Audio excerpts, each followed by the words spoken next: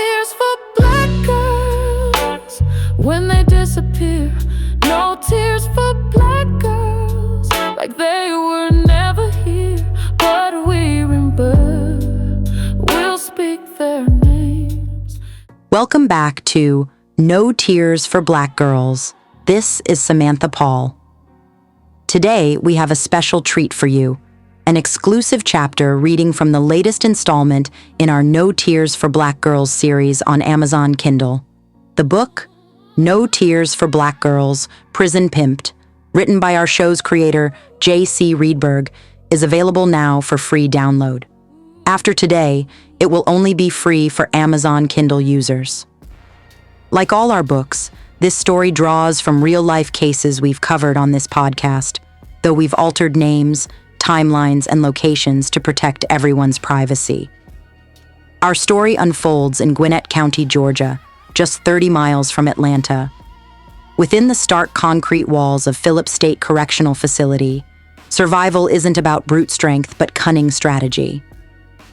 Dejuan Rivers, a character first introduced in Book 1, The Price of Silence, a No Tears for Black Girls story, is a master manipulator who has transformed his cramped 6x8 cell into the nerve center of a criminal empire that extends far beyond the prison gates. Armed with nothing more than persuasive letters, contraband cigarettes, and a keen understanding of psychological warfare, Dejuan has woven a complex web of desperate women on the outside. Each believes she is the only one who truly understands him, the only one he confides in. Sandra dutifully sends money orders. Keisha wires cash without question. Patricia risks it all to smuggle in phones, and Valerie pleads for his help in finding her lost child. They all believe they have a special connection with him, but the truth is, they don't even know of each other's existence. It's a delicate house of cards, and when the women start asking too many questions and the guards grow increasingly suspicious, Dejuan's carefully constructed world begins to teeter on the brink of collapse. In a place where every interaction is a calculated transaction and trust can be a fatal mistake, a single misstep could bring everything he's built crashing down around him. No Tears for Black Girls, Prison Pimp'd, by J.C. Reedburg. Chapter 1. The Monster's Appetite. The cell isn't big enough for two men to stand upright at once, but Dejuan Rivers has never needed much room to run a business. He's converted 12B into a miniature post office, stock exchange, and complaint department, all within arm's reach of the scarred steel desk that doubles as his command center. On the left, neat towers of ramen bricks, tuna cans, peanut butter cups, and single-serving hot sauces. On the right, two battered spiral notebooks filled with crabbed handwriting, dog-eared at strategic points. Dead center, spread with the reverence of a blackjack dealer, are piles of wrinkled cash, 5s and 10s on top, 20s and up underneath, pressed flat between sheets of toilet tissue to keep the count clean.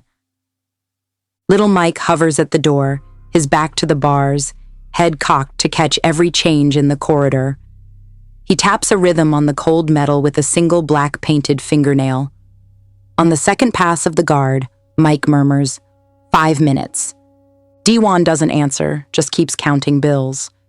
When he hits 200, he stops, peels a 20, and makes a note in the notebook.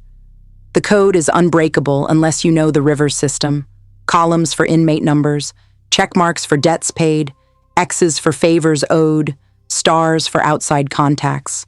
Next to some names, a small smiley face, drawn with ruthless precision. He closes the ledger, stands, and turns the mattress with a single practiced flip. A zipper, invisible to the untrained eye, runs the length of the foam. Inside, a vacuum-sealed pouch of cigarettes, a slim phone in a condom, and a roll of quarters wrapped in black electrical tape. He tucks the new cash behind the cigarettes, zips the mattress, and makes the bed. His hands never shake. The toilet tank is next. He pops the lid, removes a heavy plastic false back, and deposits a sandwich bag of white powder, followed by a flattened packet of prescription pills. He wipes the rim, replaces the fake panel, flushes twice to settle the water. Little Mike watches every movement, eyes flat and unreadable. Someone's coming, light, quick footsteps, too careful to be a guard. Dejuan glances at Mike, who nods once and steps aside. The runner is a bony kid with eczema scars up both forearms. He keeps his hands deep in the pockets of his orange pants and doesn't look directly at Dejuan. Instead, he stares at the ceiling, breathing hard through his nose. Dejuan holds up a palm. Stop. The kid freezes. Who sent you? Dejuan asks. Floyd, the kid says, voice tight. You got a name or just a face? Hawk. Dejuan waits. When the kid doesn't elaborate, he nods. You know what you're here for? Hawk's gaze drifts to the commissary pile. He swallows. He said a drop. Dejuan nods to Mike, who pulls a plastic-wrapped package from the mattress seam and hands it over. It's heavier than it looks, and the kid's hand trembles when he takes it. You leave it at the southwest fence, Dejuan says, enunciating every syllable. There's a drainage gap behind the last yard tower. 2:15 sharp. Don't get cute. Hawk nods, then turns to go. Wait, Dejuan says. You see anyone new in the yard this morning? The kid shakes his head too fast. Just the usual. Good. Dejuan makes a note in the ledger, then waves Hawk out. Little Mike slides the door shut, double-checks the latch. He'll drop it. But if it's not there by 2:15? Dejuan shrugs, unconcerned. If it's not, Floyd gets nothing next week. He knows that. Mike watches him, a flicker of admiration behind the deadpan. You really trust these kids? I trust the system, Dejuan says. He opens the ledger, flips to the back page, and makes a series of marks. People are predictable when you keep the incentives lined up. Mike paces, restless. What about the new CO? The one with the beard? He's a watcher, not a buyer. Harmless unless you're an idiot. Dejuan says it like he's already factored this variable, discounted it to 0. He sits, slides the notebook under the mattress, and lets the silence fill the cell. The air is thick with old sweat and ramen spice, but he doesn't seem to notice. Next, he says, voice carrying down the corridor. Within a minute, a new runner shows, a white kid with a homemade tattoo of a $sign on the back of his hand. He doesn't speak, just hands over a folded paper and waits. Dejuan unfolds it, reads the message, and smiles. He pulls 2 packets of instant coffee from the stash, tosses them to the kid, and scribbles something on the paper before folding it back. The kid vanishes as fast as he arrived. Little Mike grins, leaning in. You really running all this by yourself? Dejuan looks up, gold teeth flashing. You think I'm alone? He flicks a finger toward the barred window, where a pair of inmates on the yard stand smoking and pretending not to watch the tower. Dejuan's subtle hand signal, a single slow wave, sends them moving, splitting in opposite directions along the fence. You put the pieces in the right place, Dejuan says. The board handles itself. Mike shakes his head, half in awe, half in fear. What if they catch you? Dejuan's smile never fades. If they catch me, I'll be in better company than I am now. He stands, stretches, and surveys the cell like a man assessing an empire. He cracks his knuckles, savoring the sound. Time for count, he says, and sits at the desk, hands folded in front of him. As the guards make their rounds, little Mike stands at parade rest. Dejuan's face is pure calm. He stares at the reflection in the stainless mirror above the sink and sees not a prisoner, but a CEO in a very tight market. The runner makes the drop at 2:15 on the dot. Dejuan doesn't look out the window, but he knows the sound of success. A bird call from the yard, followed by a chorus of laughter from the Aryans at the pull-up bars. He makes a final note in the ledger, then closes it gently. All debts settled. All favors accounted for. He leans back, eyes closed, and listens to the distant hum of the yard. This is what legacy feels like. Sandra Molinas keeps her apartment like a surgical suite. Counters wiped down with lemon cleaner every night, floors mopped to a hospital shine, and the fridge stripped of leftovers every Sunday before the city's sour dawn. There are no family photos on the walls, just a single bulletin board by the kitchen table, crowded with sheets of lined paper folded into tight squares and pinned in careful rows. Most people would mistake them for recipes or shopping lists.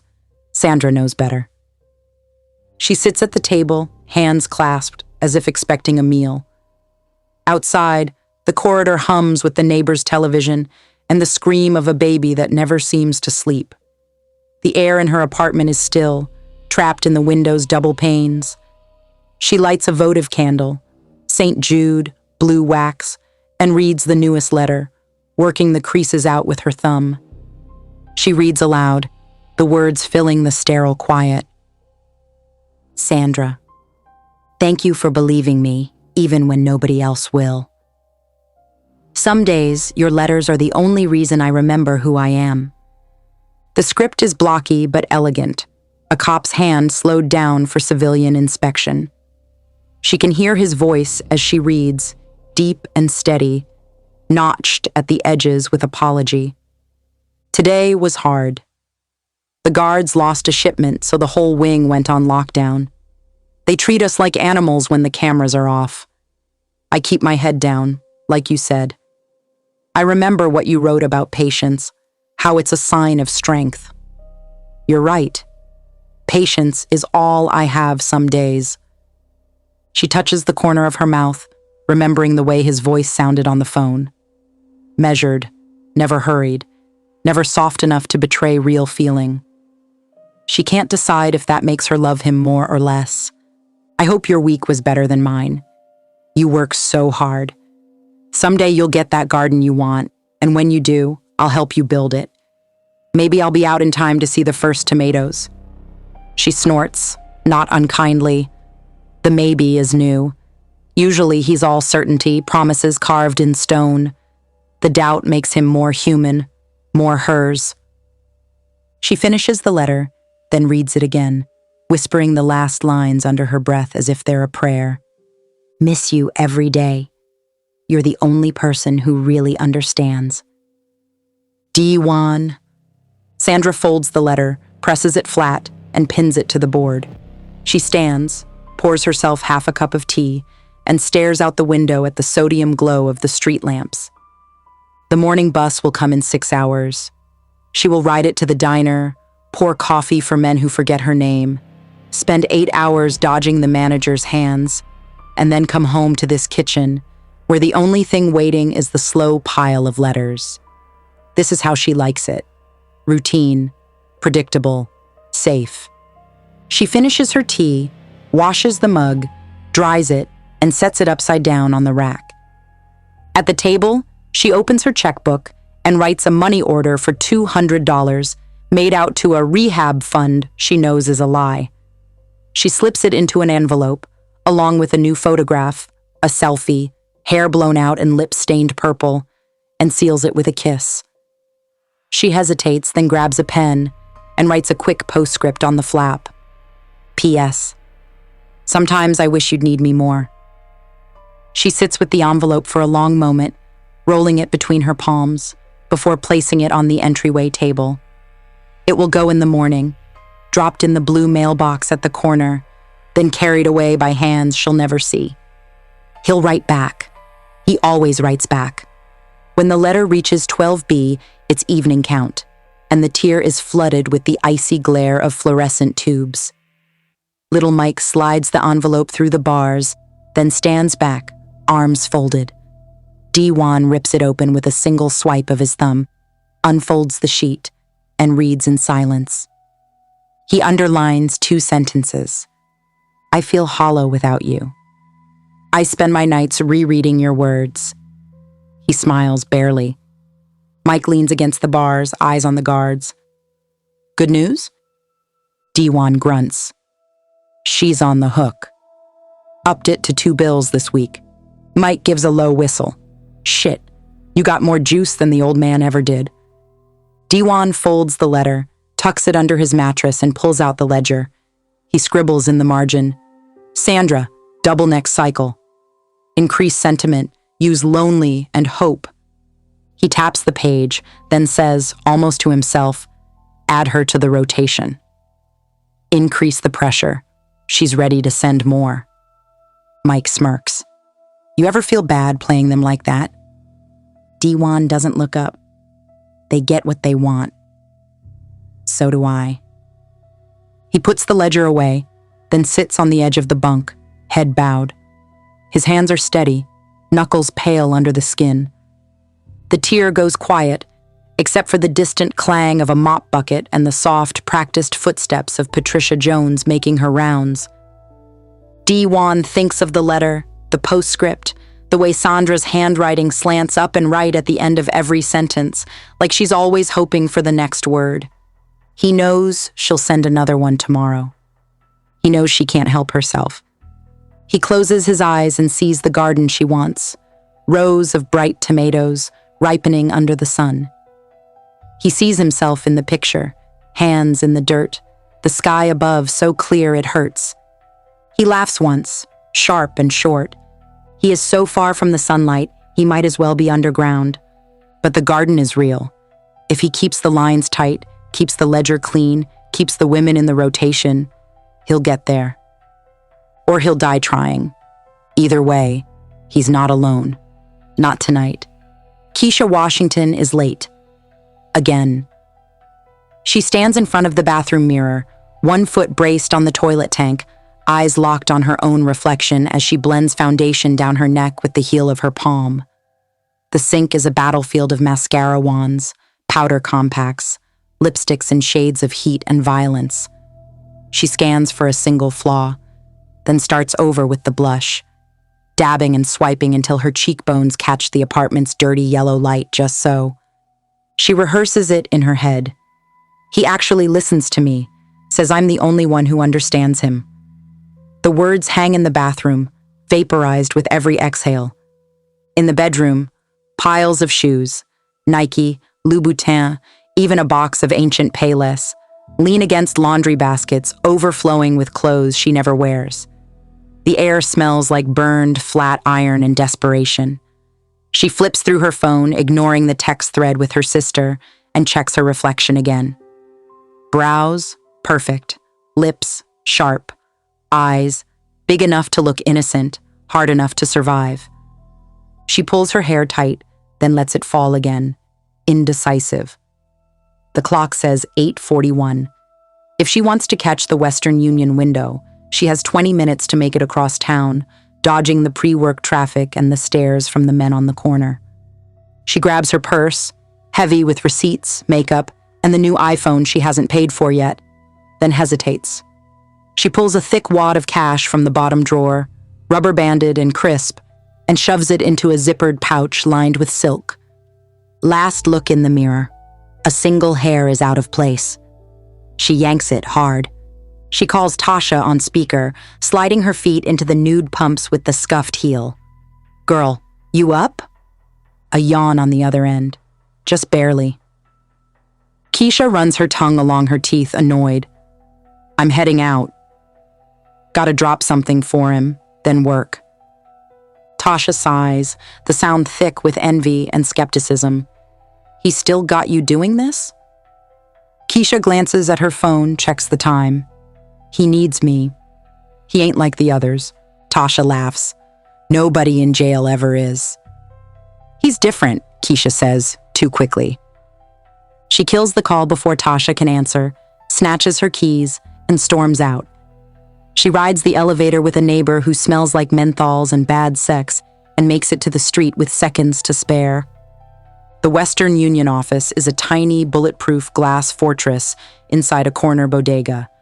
The clerk is bored, nails painted the color of antifreeze. Keisha slides her ID and the cash across the tray, never making eye contact. Who's the recipient? The clerk asks, gum popping. Terrell Brooks, Keisha says. Cleveland. The clerk counts the bills, eyes narrowing at the stack. You know this is going to cost you $25 just to send?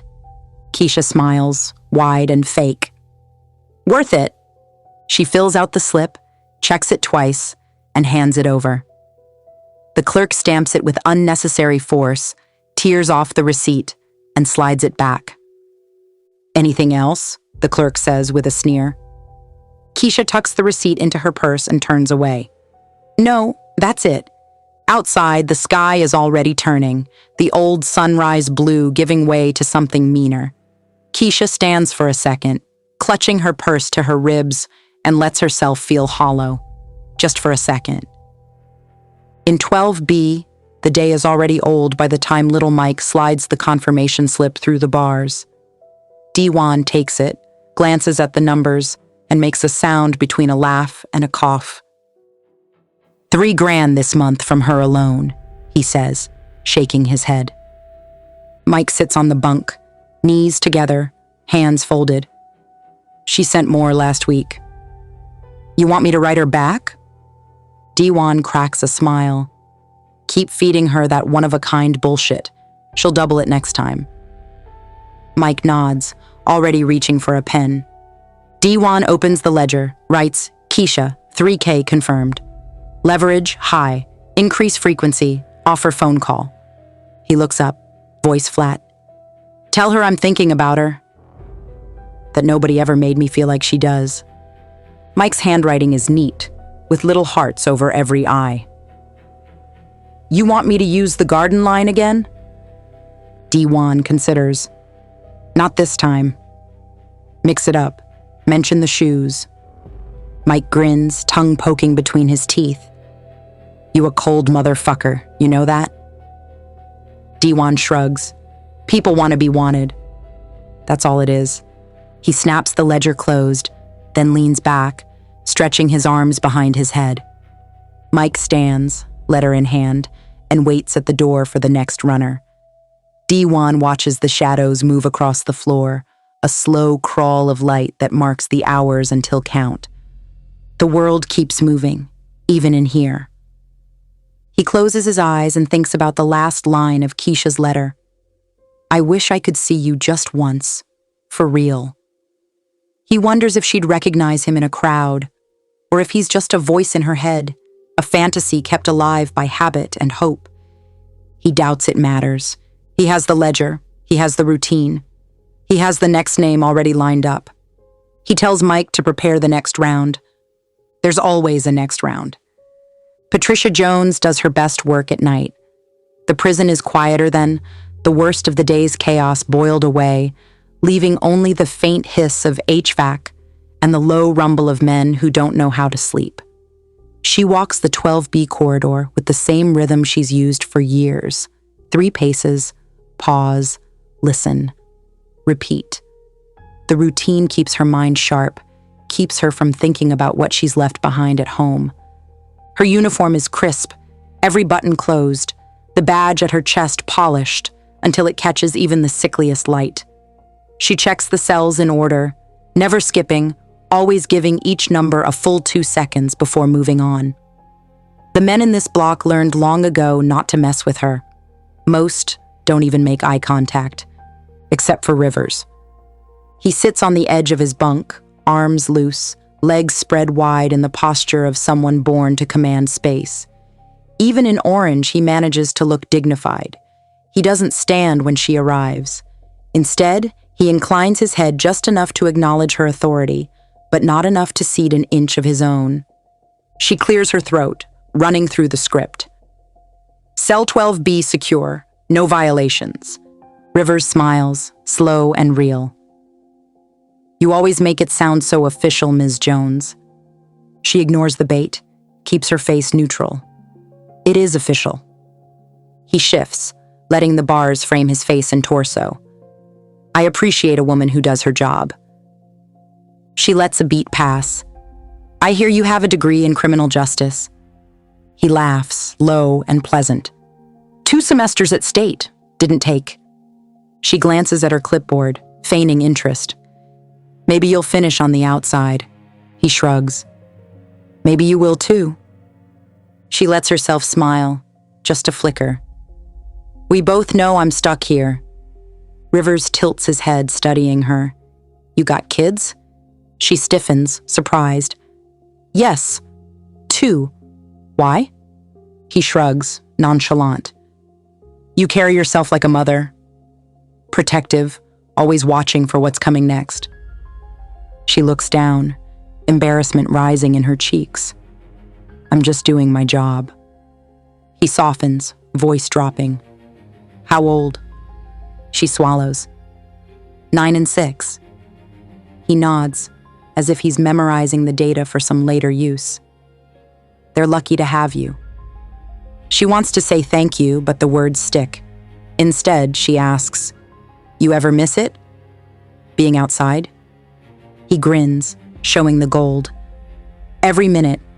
But in here, things are simple. You know where you stand. She leans closer, lowering her voice. I have a problem. He listens, all attention. I'm listening.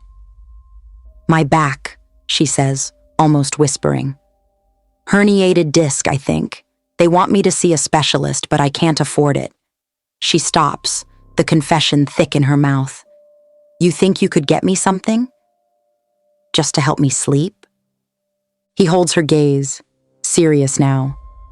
I respect you too much to lie. Yes, I can help. But I need to know you trust me. She nods, quick and guilty. I do. He reaches through the bars, fingers open. She hesitates, then puts her hand in his. His grip is warm, steady, not threatening. For a moment, she lets herself imagine what it would be like if things were different, if she were the one behind the bars, or if there were no bars at all. He releases her hand gently and sits back. I'll have something for you tomorrow. Night shift again? She nods. He smiles. Then we're square. Her face flushes as she steps away. Before she leaves, she reaches under her shirt and pulls out a small plastic-wrapped package, contraband cigarettes, and slides it under his mattress. Their fingers touch, just for an instant. She leaves without looking back, her heart pounding in her chest. She knows what she's done. She knows what it means. But in the moment, it feels almost good. Back in the guard station, she sinks into her chair and lets out a breath she didn't know she was holding. Her hands shake, so she tucks them under her thighs. Outside, the men in 12B settle into their bunks, and the lights dim from fluorescent white to a bruised, uncertain gray. Patricia stares at the clock, counting down the hours until her shift ends. She wonders if he'll keep his promise. She wonders if she wants him to. Patricia sits in the darkness of her parked car, engine off, both hands wrapped around a disposable cell phone swaddled in black electrical tape.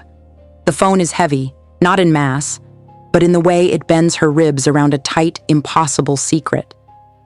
She should throw it in the dumpster, call in sick, drive to the Denny's at the edge of town and eat pancakes until the sun rises.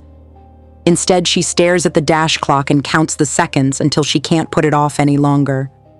Her hands sweat inside the latex gloves she's worn since home. She peels them off, wipes her palms on her pants, and slips the phone into her uniform pocket next to the pack of menthols she's promised herself not to smoke.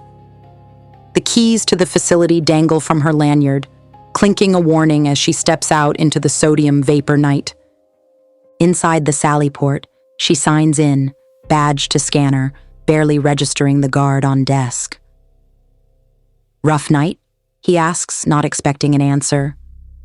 Always is, she mutters, and keeps moving. The cell block is colder than last shift, the air heavy with disinfectant, and a slow leak of mildew from the vents. She makes her rounds by rote, greeting each tier with a practiced calm, pausing at every cell just long enough to prove she's awake. The men are silent. Most are sleeping or faking it. One glares at her from the dark with an accusation she's long since learned to ignore. At the far end of the hall, she waits until the corridor is clear. then slips through the side door to the supply closet. The bare bulb flickers overhead, exposing every smear and scuff in the tile. The closet smells of bleach, old rags, and the sour ghost of 100 mopped-up messes. She pulls the door closed behind her, presses her back to the cinder block, and waits. He steps from the shadow by the mop sink, close enough that she can smell the faint burn of his deodorant and the powdery tang of his breath. He's changed since last time. Shirt tucked, hair neat, an intensity in his eyes that makes her want to look away and never stop looking at the same time. She holds the phone out, her arm trembling. "Here, just like you said." He takes it, careful not to touch her skin. "You did good." She shakes her head, fighting the urge to cry. "It's not right. I could lose everything." He tucks the phone into the waistband of his pants, then leans in, lowering his voice to a hush. "You're different from the others here. You understand what it means to do whatever it takes for family." She lets out a shaky laugh, bitter. "You don't know shit about my family." He steps closer until she can feel the heat coming off his body. "You got the look of someone who's had to make hard choices. I respect that." She wants to hit him, or maybe hug him. Instead, she says, "Just don't make me regret this." He smiles, soft and warm. "I won't." She feels a tear threaten, so she looks up at the bare bulb, blinking until her vision clears. She turns to go, but he stops her with a hand on her arm. The touch is electric, dangerous, and she's too tired to resist. "Stay a minute," he says, and gently presses her back against the wall. Her mouth goes dry. He's close now, close enough that she can count the tiny scars on his jaw, the way his lips part before he speaks. He whispers, "You ever think about what it'd be like if things were different?" She doesn't answer. She can't. He kisses her, sudden and desperate. She freezes, then melts, letting herself drown in the feeling, warmth, danger, relief. His hands are careful, but insistent, moving to her waist, then lower. She lets him. It lasts for 3 heartbeats, maybe 4. Then the radio on her belt hisses to life, and the spell is broken. She jerks away, heart pounding, the taste of him sharp on her lips. He grins, unashamed, and steps back. She straightens her uniform, smoothing the fabric with shaking hands. As she leaves, her ring finger catches on the frayed edge of his sleeve, and for a split second, she feels the static charge between them. Then she's out in the hallway, breath ragged, eyes stinging. She finishes her rounds in a daze, every step heavier than the last. Back in the guard station, she checks her face in the convex mirror. Nothing is out of place, but she feels raw, scraped down to nerve. She sits, hands folded, and waits for the world to end. But it doesn't. The next day, she finds a note under her windshield wiper. "Thank you." The words are blocky, familiar, and so tender it makes her ache. She rips it up, but keeps the pieces in her glove compartment just in case. Conjugal visit rooms are a lie. Even the name is a joke. Nobody fucks here. They barely talk. The space is painted the color of old oatmeal, cinder block walls marred by the ghosts of gum and pencil graffiti. The tables are bolted to the floor, and the benches are so close to the plexiglass divider that you can taste your own breath on the other side. Quanda Dejuan sits straight-backed, hands folded, the fingers laced so tight her knuckles are white. Her eyes are sharp and dry. She's spent all morning rehearsing what she'll say, but the words taste different in the stale, institutional air. Dejuan enters in orange, escorted by a guard who can't hide his smirk. He sits opposite her, a thin smile on his lips and a hunger in his eyes that might be real or might just be the artifact of 6 months without a woman on the outside. She waits until the guard turns his back, then slides a file folder onto the table. "They said I had 20 minutes, so let's not waste time." He glances at the folder, then at her. You look good, Kwanda. Even in this lighting. She ignores the flattery. I know what you're doing. He leans back, making a show of being unbothered. Doing what? She opens the folder. Inside are 3 newspaper clippings, the ink faded at the edges. She arranges them in a line, like evidence in a trial. These are all from the last month. Rivers' family name comes up in everyone. Drugs, smuggling, 3 guards on your payroll minimum. He studies the clippings, then shrugs. I can't control what people print. She taps the first article, her nail sharp against the plastic. This one's about Lance. He's not even subtle anymore. You really want your nephew to grow up in this? He frowns, the first crack in his calm. What do you want, Kwanda? She's ready for the question. I want you to stop using me as your alibi. I want you to stop sending your cousins to my house with gifts. And I want you to start acting like you give a shit about your own son. He lets the silence build. His gaze drops to her hands, then rises to her face, searching for weakness. He's better off without me, Dejuan says, voice low. She doesn't blink. Bullshit. You just don't want him to see you like this. He smiles, bitter. Nobody wants to see anyone like this. She softens just a little. You think I'm doing great? I'm working 2 jobs and putting up with your mess every day. He leans forward, voice dangerous. I never asked you to wait. She matches him, inch for inch. But you wanted me to, didn't you? You wanted me to be loyal. He glances at the articles again. You were always too smart for that. She nods, swallowing the hurt. I need to know if you're going to drag me down with you. Because if you are, I'm leaving. For good. His fingers curl around the edge of the metal table, knuckles pale. You got someone else? She almost laughs. If I did, you think I'd still be coming here? He stares at her, jaw working. You never change, Kwanda. She lets the insult land, then shakes her head. Maybe you should. The timer on the wall buzzes, loud and ugly. She stands, gathering her things. There are worse things than prison, Dejuan, and you're building your own cage.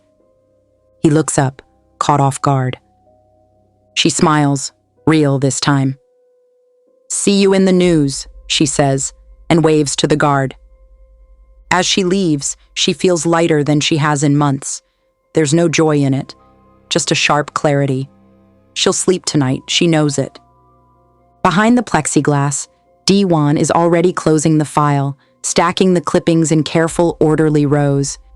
He's not the only one who knows how to keep score. Nobody warns you how bright the government offices are. Valerie Perkins sits in a molded plastic chair, head bowed to the table, eyelids burning from the flicker of the fluorescence overhead. Her hands shake so hard she can't hold the pen steady, and the form keeps sliding across the fake wood grain. She tries to keep her breathing even, like the psychiatrist showed her, but every inhale tastes like bleach, and every exhale comes out a thin, breaking whine. The caseworker is maybe 25, hair in a perfect black puff, skin flawless.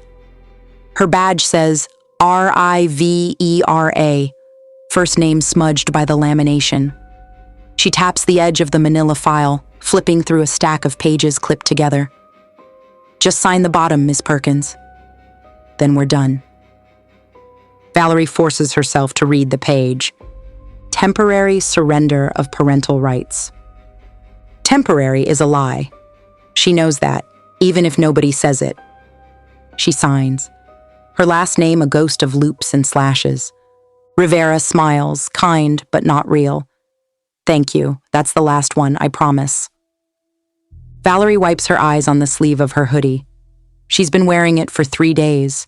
There's a coffee stain at the cuff and something dark that might be blood from when she punched the bathroom mirror at the shelter. Her hair is pulled into a bun, but strands stick out at every angle. Her leggings are inside out, and the label rubs her ankle raw. The social worker closes the file, setting it aside like a finished meal. Is there anything you want me to tell him before he goes? Valerie shakes her head. No, then yes. Just that I love him, and I'll get him back. Rivera nods, the way you nod at a crazy person who's going to start screaming soon.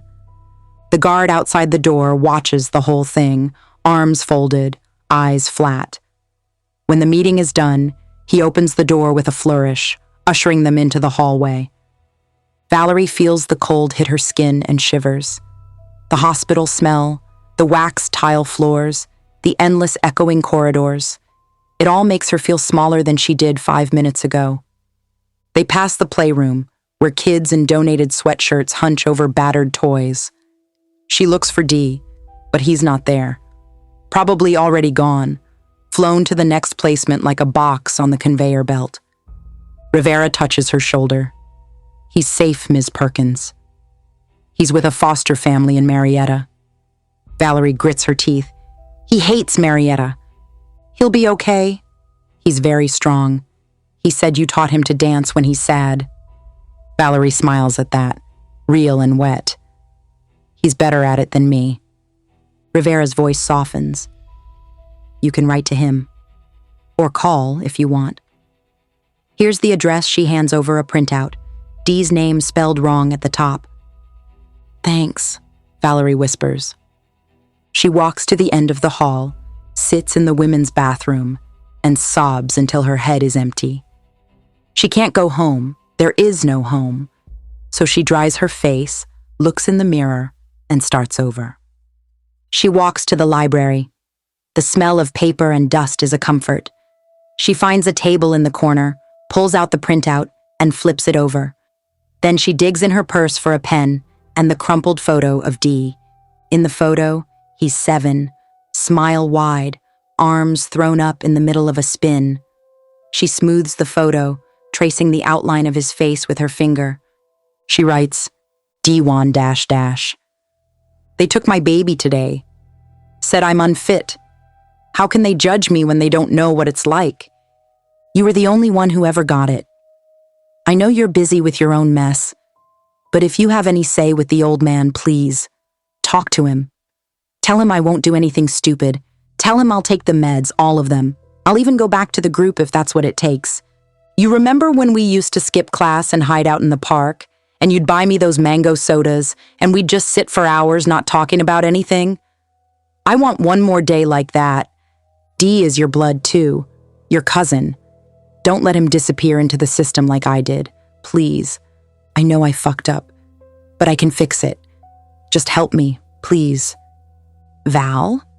She reads it twice, then once more, adding lines in the margins where the pen slips. By the end, her handwriting is barely legible.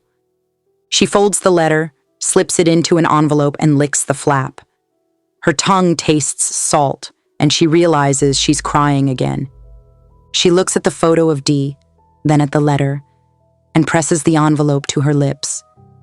She drops it in the mailbox on the corner, then wanders until the streetlights come on.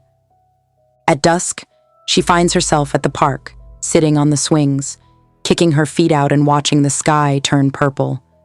She closes her eyes and tries to remember the sound of Dee's laugh, the weight of his head on her shoulder.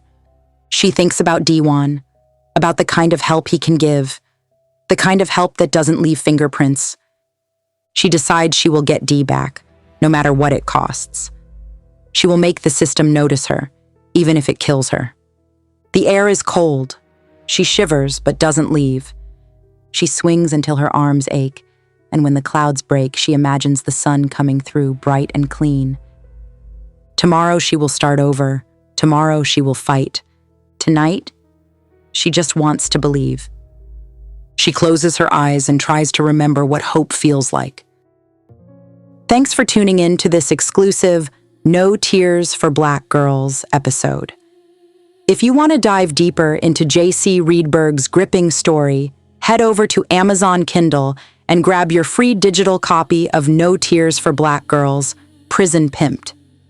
It's available at no cost for everyone until October 6th, after which it'll be a Kindle exclusive.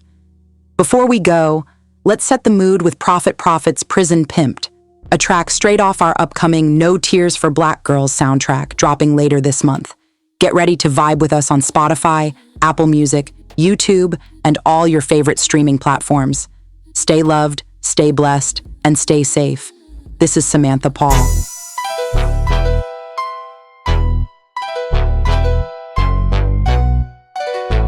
Yeah. Either get prison, pimped, or you pimp the system. Yeah. Life on the cell block can cause you death if you don't listen. Listen up. Rule number one to survive in the pen, man. Listen, make your tribe your gang or find God in the pain. Choose in your life or embrace what's real. Upon sentencing, young players need to feel this. Real pimps know the truth, that's why I speak it. That's real. Keep your chin up, eyes sharp, don't show weakness. Smile too long in the yard, that's how you get beat. Don't take that commissary gift, that's how you get eat. No revenge in the pen, just twisted justice, man. Seen a young player first day on the yard. Freshman thought his street game would make him hard. Big homie left honey buns by his bump. Now he owe a debt, about to get pumped. Can't pay. They call cavity search straight violation. Damn. CO sacked the cell, pure humiliation. No way. Family photos torn, letters on the concrete. Welcome to the system where the game ain't sweet. Nah. Either get prison, pimped, or you pimp the system. Yeah. Life on the cell block can cause you death if you don't listen. Listen. Either get prison, pimped, or you pimp the system. Profit. Life on the cell block can cause you death if you don't listen. Real talk. You born alone, die alone. Every tear's a new year, man. Everyone slides by, realize you never cry alone. This pain, missing baby girls, first steps, son's graduation D. Phone calls getting shorter, family drifting away. Mama getting older, can't help with the rent. Can't help. 25 to life sentence, wonder where the time went. My lady stopped visiting, I know what that means. When she lonely, she horny, somebody's in between. Christmas behind bars, holidays hurt the most. Watch grown men break down like they seen a ghost. Some count days, some count years on the calendar. Count them. Some just count reasons why they amateur. So many collect calls expensive, 15 minutes max. Expensive. Family moving forward while I'm stuck in the past. Time moves different when you caged like a beast. Different. Same routine daily, but somehow you deceased. Time flies. You get prison, pimped, or you pimp the system. Yeah. Life on the cell block can cause you death if you don't listen. Listen. You get prison, pimped, or you pimp the system. Profit. Life on the cell block can cause you death if you don't listen. Real talk. Saw a man turn boy, street general to toy man. Damn. Watch kings become servants, pride destroyed in this game. Street reputation don't mean nothing in this void. Nothing. Tough players turn sweeper protection, can't avoid. Young got on K2, had to pay the price they pay. Protection rackets, racial politics every day. Dining hall, seating charts, who you sit beside. Politics, wrong table choice, that's how players die. Right. But it's never too late for right decisions though. Never. Get your education, change your mission, grow. Change it. Old school pimp, schooling young cats on the real. How to do your time without losing what you feel. Real. Some find God, some find books for the mind. Some find strength in the pain, leave the past behind. Concrete jungle where only strong survive the test. Keep your soul intact, that's how you beat the rest. Stay strong. You get prison, pimped, or you pimp the system. Yeah. Life on the cell block can cause you death if you don't listen. Listen. You get prison, pimped, or you pimp the system. Profit. Life on the cell block can cause you death if you don't listen. Real talk. From the yard to the block, profit, survive. Prison pimp to pimp the system. I decided, real pimp with the wisdom, that's what I provide. Real recognize real, that's how profit ride. Profit.